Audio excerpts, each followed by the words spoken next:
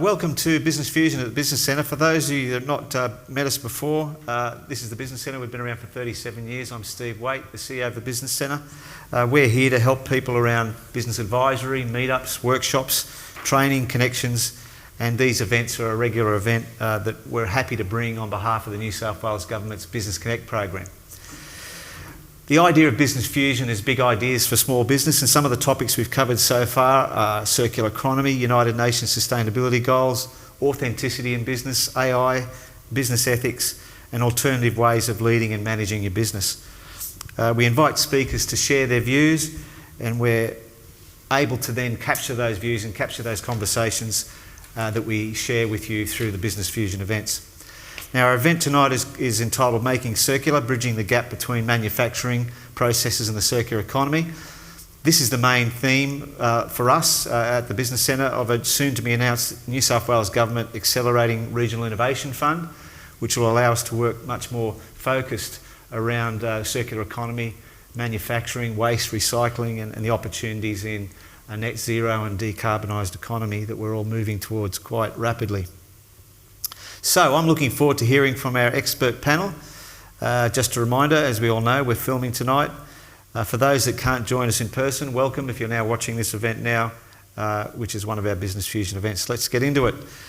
I'd like to begin by acknowledging we're on the Awabakal lands, and that I'd like to acknowledge the traditional custodians and pay respects to elders past, present and emerging. This event, as we know, is brought to us by the New South Wales Government's Business Connect program. And Making Circular is the bringing together of manufacturing and circular economy, two fundamentally or diametrically opposed concepts in traditional manufacturing, one being linear and the other being circular, and we're trying to close the loop towards sustainability. To discuss the concepts with us tonight, I've got representatives from a number of camps, one I guess traditionally being from the manufacturing camp in Adrian. I'll give a little bit of an overview on Adrian in a moment. Martin, who tonight is our lead on our circular economy project, who's going to take the viewpoint of the circular economy in this discussion. And we're also very fortunate tonight to have with us Alex, who's going to be able to share with us some insights from his business, Traversal, who's got a particular viewpoint around engineering data and heavy industry. So he'll bring an insight for us from his perspective as well. So Adrian, welcome and thank you very much for being with us at this event. Adrian was the regional manager of the Australian Industry Group for almost 25 years. During that time, he was a well-known advocate and, when necessary, a lobbyist for the manufacturing industry in our region, always generous with his time. He's currently Executive Officer of the Hunter Angels Group. Thank you very much, Adrian. Thanks, Steve. To Martin. Martin, as I've mentioned, is our business advisor, one of our senior business advisors here, project lead for the Making Circular program. Martin will be tonight, as I said, representing the circular economy viewpoint. And Alex McClung, who is the founder and director of Traversal, who is going to provide us, as I said, with insights around data engineering and data engineering solutions in heavy industry. So first to you, Adrian, a sage of the industry. Tell us a little bit about what you think have been the main challenges for manufacturers over the last 10 years. Yeah, thanks, Steve. Probably there are 6 major ones. So the big one is China, the world's factory. Mm-hmm. Which was a deliberate policy invention of the People's Republic of China and its government. Interestingly, a socialist government to take over the capitalist world, which it pretty well has. So that has had catastrophic effects on Australian industry, and it has shrunk. I can't tell you the numbers, I don't have them currently on the top of my head, but very significant reductions in the size of national GDP, say somewhere in the order of 30% down to somewhere around 9%. Yep. In the 1990s through to 2000, we saw that the offshoring of almost all repetitive manufacturing. By that I mean machine-based manufacturing that churns out thousands of bits and pieces. But it took a major turn in the 10s and the 20s of China upping its ability to create sophisticated manufacturing products. So my TV at home's a TCL made in China. Saw a car in the shopping centre at Lake Fair the other day, a Chinese battery car. Yeah. So it's everywhere. Yep. So local manufacturers have either had to compete or die, and in many cases have been unable to compete by reducing costs.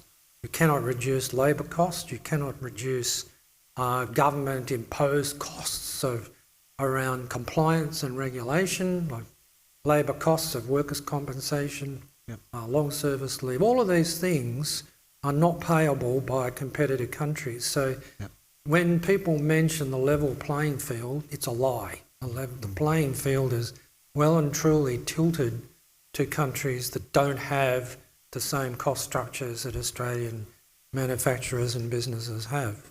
So that's meant that manufacturers have had to look for new markets, they've got to go into new products, and they've got to have much more customer-focused products. So the success for many is in niche products that meet a particular problem or need of a customer. There's also been significant change in markets on an almost irregular or irregular basis. We'd know that as disruption. So you may be sailing along perfectly. Like railway rolling stock manufacture was done in Newcastle with 2 manufacturing plants not all that long ago, which had a supply chain of 52 manufacturers from here to Wollongong.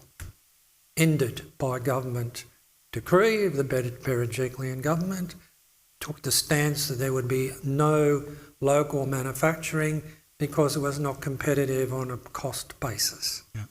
Ignoring what the benefits of manufacturing are into local economies. So it probably lost about 10% of state manufacturing demand across the New South Wales. And it irks me every time I go to Melbourne to ride on a tram that has made in Melbourne for Melbourne, or on a train made in Victoria for Victorians. Why? It's government policy. Policy to do it or not do it. I was utterly amazed that they actually imported an entire building as a Meccano set, maybe many buildings, into the Darling Harbour development, fully prepared and constructed in Korea just to be assembled in Darling Harbour by Australians. Where's the IP in that? So we need to be doing market reconnaissance and taking a very long view, as the Chinese and the Japanese view. We have to get out of short-termism and looking regularly at the markets, what they're doing, where are the changes, and how can we find a place in that market. Some very successful local examples have been the Hunter Defence Project and quite a number of local companies now supplying into defence manufacturers and products that go around the world. That's meant significant skill changes for those companies of not producing in the same time-honoured way for 100 years of the industrial age, but in the modern age of international competitiveness, high-end products. There's also been a need to have a change in our management thinking, that management has to be much more nimble. And lastly is skills. And one of the great success programs locally, again, has been the RDA Hunter ME program, manufacturing education, and raising the level of maths and science capability in our students and our future technologists and engineers. But there is a huge problem rising through COVID that we have lost 2 years' capacity in our students in high schools at every level in that 2019-2020. So let me layer into what you've said there. In what then does the burden of a decarbonised economy, we know that the Hunter has been identified as a strategic zone with regards to net zero. What does now the challenge of sustainable businesses bring upon an already beleaguered sector? Well, quite a number of people have faced the challenge already. I was amazed before I left Australian Industry Group when I notionally retired, of the number of companies that had solar energy and batteries and ran their entire plant basically off the grid. And people did that almost with no second thoughts, and it's brought their costs down, and because that makes them more competitive. The more gas-oriented industries such as foundries and the like, I really don't have recent information to know how you make that transformation out of gas. But clearly that's a problem to be solved, and quite a number of big companies like cement manufacturers and others can't do it any other way. Okay, let's shift over to Martin and have a little bit of a dive into you giving us a definition to work with around circular economy. What does it mean? It basically is what it says on the box. It's meant to be a circular route, but if I can go back, you called me a senior advisor, by the way, which I object to. I just don't know if I was referring to my age or... no, certainly not. No, no, not your age. No. But if I can go back in time, I'm talking maybe 25 years or so, it was more based around what they call a waste hierarchy. So it was basically an upside down triangle. This at the top was avoidance, and then you'd have reuse, and you'd have recycling and the disposal at the very end. So a diagram like that, with the disposal being the smallest part. So what you'd want the less of before you went to those other layers. Jumping forward to now, and more recently, circular economy is basically a more complicated version of that old waste hierarchy. So all the same concepts are involved. Minimising the use at the front end. So that typical idea of linear manufacturing, so take, make, and dispose, is sort of now been interrupted in various places. So that procurement and virgin material, and at the front end, processes. Byproducts and then disposal at the other side. So jumping in there to see if we can sort of not make a perfect loop every time, but at least jump in and see if we can make some diversions from that. So do you sense traditional manufacturers resisting this prior, I guess, to what we're going to see evolving, which is regulation and winds of regulation coming quick and fast? But do you see traditional manufacturers resisting this? Yeah, I do. I think... and Adrian might agree with me here that I think currently manufacturers are doing everything they can to be as rationalised as they can, and everything is probably priced as keenly as it can be, and to as much efficiencies as it can be within their knowledge. And anything that's going to be I'm saying that I think it's dark magic, but would lead to an extra cost where they can't really justify it in their P&L, in their balance sheets. I just want to bring Alex in. Alex, you work specifically in data engineering solutions in heavy industry. When you look at these two diametrically opposed business methodologies, what insights have you garnered in your work, in this crossover period? Thanks, Steve. So I think there's two verticals. So there's you've got the tangible production activities. So that's you've got the production. How can that be improved so that you're harnessing the data of the production? You've got the indication of material flow and sources of waste, especially time waste, not just material waste, time waste, other sources of waste being introduced in the process.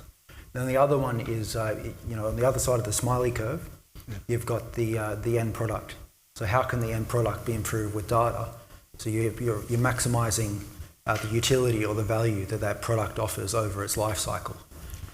So I strongly believe that data and AI will have a paradigm shifting, transformative impact on the way that products are structured, and then the value you can get, the long-term value you can get from a product. Say, for example, you've got a product to align or to fix dump trucks or something like that. So you've got the mining industry, or you've got other products. Could these systems, which are currently big chunks of metal, could they have cameras integrated to align the parts and get more value out of the end product? Could, say a recycling facility, could you have cameras which look at the materials as they're progressing through and analyse and detect and sort the different types of materials into different bays and extract more value? So you've got the tangible production and the end use. Thank you. Adrian, if I can come back to you, what do you see some easy wins, or have you seen examples of manufacturers that have either been forced to change or they've seen an opportunity from your experience?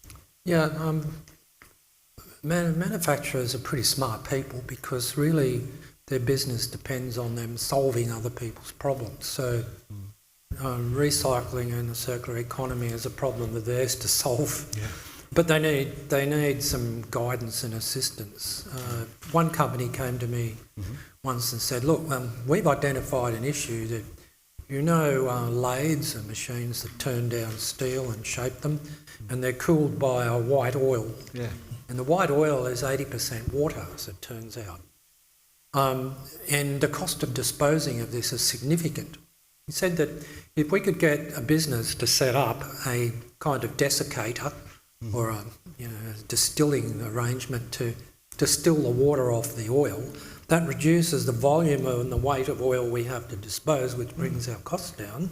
And the water notionally is disposable to the sewage system as sort of wastewater or recycled into other uses. Yeah. And there's a solution. There must be 50 machine shops in this region that could benefit from local processing plants and somebody with the idea and the backing to do that. Yeah. So that's one that I've identified. Yeah. Another very interesting company, which is all the aspects of, the crappiest manufacturing operation. They'll kill me if I say that. But, and you all know where it is. It's on Maud Street at Mayfield West. Was known as, lost it. Molycop. Yeah, that's now Molycop. Comsteel. Comsteel, that's it. And they make railway wheels and grinding balls for the mining industry. Yeah. So steel balls like cannonballs. Yeah. It's a steel foundry process. It's hot, dirty, dusty and all the rest of it. But they found out that after taking loads of these ball bearings, if you like, to a gold mine at Lake Cowell near West Wyalong, somebody in government, I suspect, put them in touch with a mattress recycler. So all your mattresses you put out at clean-up time go to Cootamundra. Yeah. They strip off the fabric of those mattresses, which is somehow goes to a recycling process, and the springs, which are bulky but light and springy, have been very hard to get rid of. So Molycop now take their truck on a triangular basis to Cootamundra and pick up a load of springs and bring them back to their plant and turn them into ball bearings and steel wheels. And that's using your smarts, but other people's smarts. So the solutions I see are really in finding the problem makers, if you like, with the problem solvers. Yes. And manufacturing can be a solver as well as a maker. Yes, good point. Martin, to you, have you seen any easy wins, or are there some examples from your work or people that you've worked with or aware of? Anywhere where you can see, almost similar to Adrian, where a byproduct has been monetised somehow. A really good version of a really good circular model I've seen is North New South Wales, which could be echoed into Queensland in the sugar industry. So in processing sugarcane into sugar, they're left with a sort of very fibrous material, they call them bagasse. This can be used in a pyrolysing sort of process, which means they superheat it, turn it virtually into a carbon, or what they call biochar, which could then be turned in and used as a base for compost. Right. So that goes back into the pre-harvest soil. So that's sort of a really good example where it could be a byproduct can be used for. I'm going to come to Alex in a moment, but one of the interesting, I think, areas of the circular economy are our policymakers and the pace of regulation. And we know, for example, in waste management that there is soon to be in this region and already in other regions an imposition through local councils of waste management and through data. A capacity, for example, one of the, obviously food waste and bulk waste is our main waste, is a capacity to measure at site pickup through weighing organic waste and not having flat rate council charges for waste, but more through more precise measurement, being able to deal with that in a fairer way, which will be great for small businesses, hospitality businesses, food-based businesses. But is there any comment from anyone about regulation and businesses, particularly manufacturers with high capital investment, waiting for the regulators. You know, that conundrum. You know, when do people jump? Do they jump when the benefit's there, or do they jump when it's right for the planet or right for their community? That idea of weighing bins pre-tip has been around for a while. They just haven't got it right yet. Yeah. Also was familiar with trials with them actually superheating commingled waste. Yep. So putrescibles, everything into the one thing. They just can't control the emissions. But this is all going to sort of change as the technology gets better, hopefully. Adrian, you've been in... Sorry, go. Alex, On that application, I've heard of a challenge with... Because the measurement of that is sparse, the measurement of the weight as it gets loaded onto the trucks, and sometimes these trucks need to be reloaded, or that's got time implications and labour implications. I think having cameras which can analyse the materials as they enter the trucks and make more decisive action on what the sortation of the materials, I think data can unlock that. I mean, I've heard of examples around waste as well. A workshop that I went to where they were piloting small cameras inside domestic waste bins to incentivise people because it could measure what they were putting in, because one of the problems with waste is separation of waste. So it comes down to that level. But around regulation, you've been involved in the industry for a long time, and regulation can very much determine, as you mentioned with rail. Yeah. But it's not just government regulation, it's also professional organisation regulation, and in particular I refer to Australian standards, Standards Australia. And before I left AI Group, we did an office renovation. You might be familiar with office renovations. And that office had only been renovated 5 years before. And there were big plate glass windows, there were doors, there were locks on doors, and we could not reuse any of it. And all of it went to scrap because the standards had changed. Yes. But these things were not unsafe, they were still fit for purpose. Yeah. So government and bodies that act on behalf of government create this sort of linear mindset themselves that neither customers nor manufacturers can escape. I think that is a problem when you're looking at perfectly good materials going to landfill in the main, which could be reused, reduce costs to people who do fit outs and the like, and improve the environment. So that's just one example of where regulators, be they government or non-government, need to be brought to the table with industry reps, and standardisation too, like homes, to have standard door sizes so that the home gets demolished in 50 years' time, the doors are fine, can be reused somewhere else. And there's a benefit to do that if government says, right, we'll make the cost of that cheaper. Indeed. I think as well that manufacturing gets a hard rap sometimes. A lot of the times people bring them things that can be built or manufactured to a spec. So if we go back a step, why can't we design out some of that issue around disposal at the front end instead? So we're not sort of left with it as a legacy. Alex, I want you to tell us a little bit, in the context of our conversation, a little bit about Traversal Labs and your work. Give us a sense. So Traversal Labs enables machines to perceive and adapt. So to capture data visually and then make decisions based upon the state of the operation. So this can be, again, as I mentioned before, there's sort of two verticals to it. That's the tangible production or the end products. So we're developing a data platform to ingest data, especially visual data.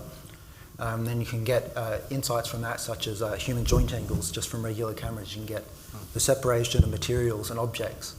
It decomposes the scene visually into its constituent objects, and you can layer that with people and materials to get interaction, say a welder interaction or that type of thing.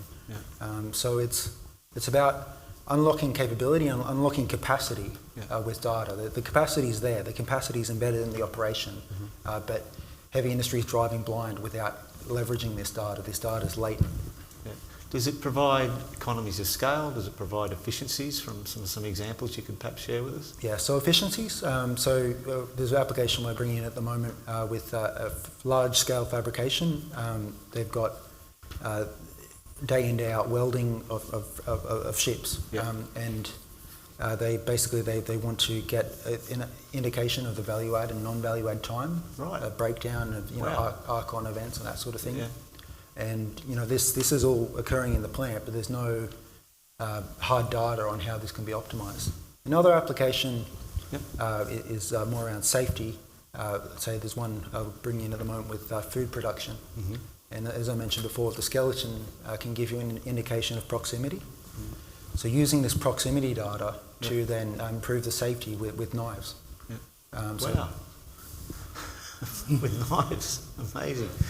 So tell me a little bit more about, supply chains and pain points and logistics and efficiencies within that process. What have you found there? Right. So I find that there's a big production flow problems. There's big operations, and there's limited data. So sometimes this data is being captured. Sometimes it just sits in a database, right? You've got the scanning and it's there. It's not being leveraged. AI is not being leveraged at its true capacity, not even close, to get insights from this data, to get inferences, and turn this data into information and then wisdom. The wisdom then influences the decision making. So you're capturing these insights from volumes, bucket loads of raw data, and distilling that data into useful insights. I mean, one of the insights you gave at the beginning was management and different management capability and agility. So does it mean our current generation of managers and leaders in manufacturing need to make themselves very quickly able to be literate around AI applications and how it can improve their business? I'm not all are able, but it's identifying that you're not able that's important.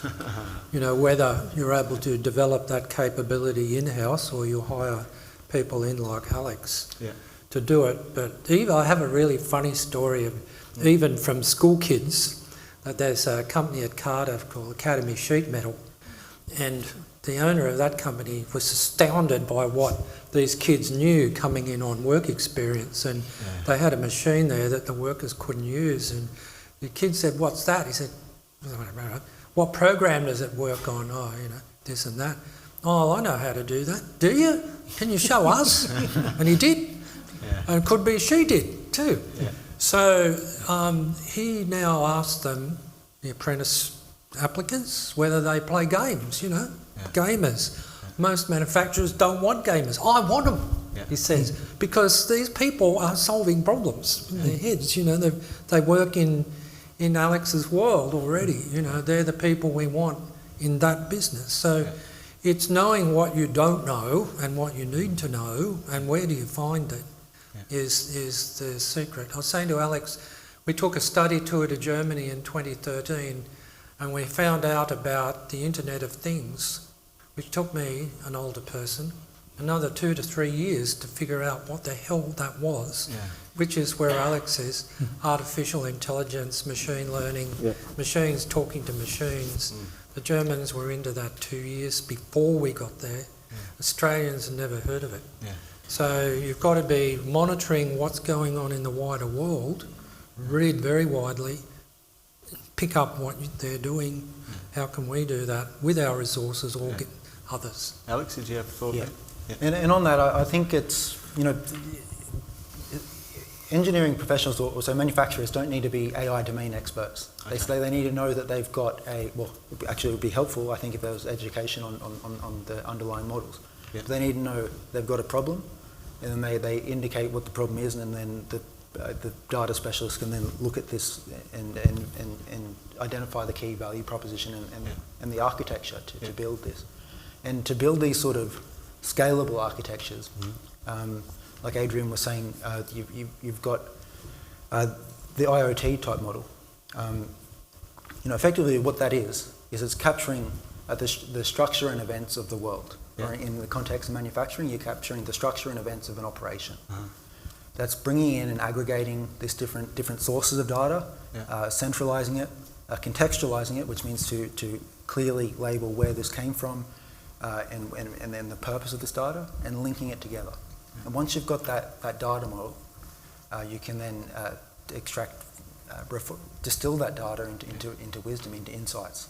Brilliant. We're sort of moving towards the end of our conversation, but one of the things that's really pertinent for these events, as I said at the start, is, you know, big issues for small business.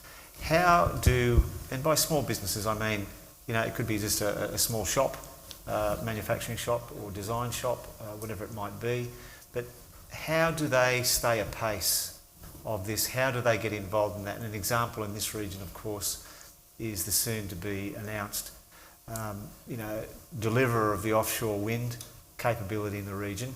There's going to be a whole plethora of organisations and small businesses that can get involved in this supply chain. But how do small businesses with already difficult conditions get involved in the circular economy? I always used to have to sell this on the waste management side as a commercial proposition to business. And it can work. I mean, you can go forward with this and say, right, if you use less at this end, you dispose less at this end. And get all those kind of efficiencies going. There's lots going around power consumption and energy use and those kind of things. But it could be as simple as using less paper, then recycling the paper that you have. That can be, if that's the lowest hanging fruit that they can pick, they should certainly be doing that as well. What about tooling up for, you know, are there adjacent opportunities going to become available through circular economy, through new forms of energy delivery? Oh, I think Adrian and I were talking about one just yesterday about scavenging heat. We thought that would actually be a really, really good one, but we just, in our little old heads, we're trying to work out how it would work. But, you know, heat dissipation is a big issue for heavy industry. How could that be somehow utilised into maybe an old-fashioned sort of steam, and then delivered locally to the grid? That would. Okay. It's easy to say. I'm going to give each of you a chance to add anything that you haven't had a chance to add that you wanted to cover off on, or anything that you think would be useful to conclude our conversation, particularly around, you know, the opportunities, but also the runway that people might need to get involved. So, Adrian? Well, one of the other sleepers that's sitting in this district is the tapering demise of the coal-fired power stations and coal mining itself that's expected to be sunsetting by 2040. Not dead, but definitely on the decline. That's been something that government and HunterNet and our own organisation have been talking about for a decade or more. And that transition in people's thinking has to happen. What are you going to do when mining ends? What's your long-term plan? And if they don't have a plan, then they're going to demise with those industries as well. And what you have mentioned about the wind energy, offshore, etc., they're new opportunities. And the question they have to answer is, do I want to be in business in 25 years' time? And a lot of SMEs have, you know, children's succession in their business, and many of them do, because they're, you know, young adult children want to be, you know, running a business that's viable. So it's having a long-term outlook, what those needs are going to be, how can we adapt to that, and or partner with others to become part of it. So it's having a much more, you mentioned not linear thinking, than a much more transverse and circular thinking about the whole shooting match that's on offer, not just that bit. Alex, anything for you to conclude? Yeah, so I think I think there should be a strong focus on unlocking the capability that we have. We've got industrial production. I think data and machine learning has the capability to bolster this, to improve the way we do things, working smarter, unlocking production capability, and especially think in the focus of downtime. So my business focuses on the 8 wastes of lean, specifically 2 of them waiting in motion. So time in motion of materials, tools, people, so excess motion. So if we can eliminate excess motion, we can then bolster production. And also waiting, so getting indication of, okay, is it more valuable to go for a platform apparatus or a ladder in this scenario. Wow. If times 10,000 of Yes. instances over a year, you're getting a lot more productivity. Yeah. So getting that understanding. It's a lot of lessons learned from sort of Fordism and breaking work process up into minute parts. Yeah. Martin, a concluding comment? Going to be controversial here. Certainly from the circular economy side, there is a tone sometimes of this self-righteous attitude there and this high moral ground. Get very dizzy on the high moral ground, and also that's not helped by the concept that we've all heard of called greenwashing, which is used a lot in marketing from anyone on that side. So I think the difference in the program we're going to try and bring forward is to actually ask what the manufacturers need. Yeah. What are their pain points, or what are the resistance parts? What's their understanding? And until we know that, we can't introduce them to people like Alex and people like Richard in the audience. That they really need their expertise to solve those problems, I think. But I think we've got to, instead of barking at each other, or at least not frightening each other away, just start a conversation. Great. That's a great concluding comment to this beginning that we had about two diametrically opposed spaces have probably got a lot more commonalities than we realise. Well, thank you very much, Adrian. Thank you, Alex. Thank you, Martin. That's the end of the Business Fusion event tonight. We'd like to again acknowledge all of these events are brought to you by the New South Wales Government's Business Connect program, which supports small businesses to start up, create jobs through growth, helps high growth small businesses deliver on their potential, and supports high needs businesses to recover and become sustainable, and increases business confidence across New South Wales through access to business advice, business events and workshops. If you're interested in the Business Connect program, go to www.servicenewsouthwales.gov.au/business connect to register for the program. Thank you and good night.